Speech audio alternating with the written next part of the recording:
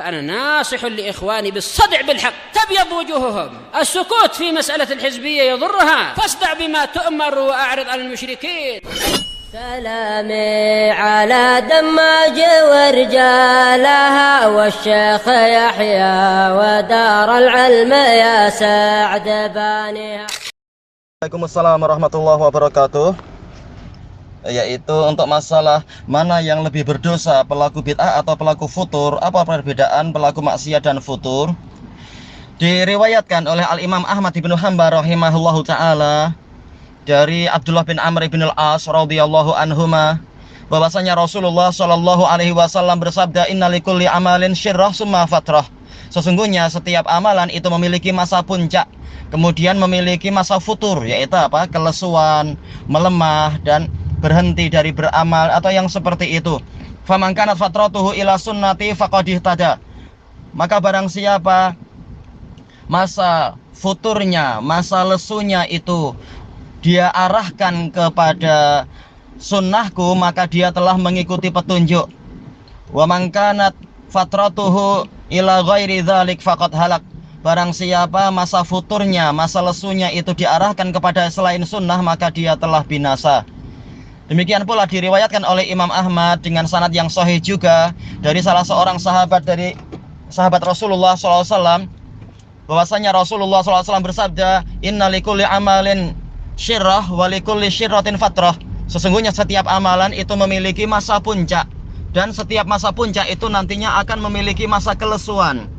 Faman kanat fatratuhu ila sunnah faqad naja. Barang siapa masa lesunya diarahkan kepada sunnah, maka dia selamat. Wa man kanat fatratuhu ila bid'ah faqad halak. Barang siapa masa lesunya diarahkan kepada bid'ah, maka dia binasa. Oh ya, untuk yang lafaz pertama faqad dal, maka dia tersesat. Kalau yang ini maka dia binasa. Ya, kurang lebih demikian lafaz hadisnya itu, dua-duanya dalam Sahih Musnad. Intinya adalah kalau bahwasanya setiap manusia itu memiliki semangat untuk beramal, tapi juga memiliki masa-masa melemah, karena kita memang bukan malaikat atau yang seperti itu, bukan pula nabi. Tetapi Rasulullah sudah mengingatkan, barang siapa masa lesunya diarahkan kepada sunnah, yaitu mungkin misalkan dia biasanya selama ini rajin puasa, sekarang melemah karena faktor tertentu, maka dia tukar dengan amalan yang ringan, banyak-banyak berzikir, banyak baca Quran. Intinya masanya tidak kosong dari amal soleh, maka berarti dia telah mengikuti petunjuk. Tapi barang siapa masa lesunya diarahkan kepada bid'ah, maka dia akan celaka atau dia telah tersesat. Tayyib. Jadi yang namanya futur itu selalu ada pada diri kita, yaitu suatu saat kita mengalami kefuturan. Tapi yang perlu diperhatikan sekarang, tatkala futur apa yang dilakukan. Kalau futur itu menyebabkan dia berbuat maksiat, ya tentunya berdosa. Kalau futur itu justru menyebabkan dia berbuat bid'ah, ya dosa besar, sesuai kadarnya. Kalau futurnya itu diarahkan justru kepada kesyirikan atau kepada kekufuran, ya tentunya dosanya lebih besar lagi. Jadi sesuai dengan kadarnya, karena futur itu namanya adalah melemah dari amal soleh.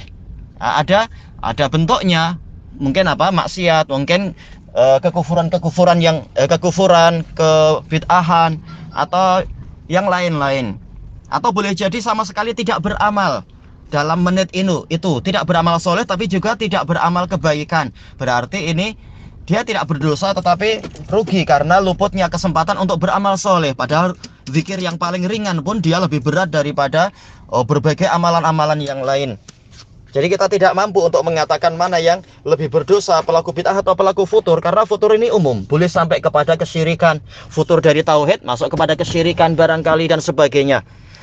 Tapi tentunya yang namanya bid'ah itu adalah dosa besar, lebih besar daripada dosa-dosa besar secara umum.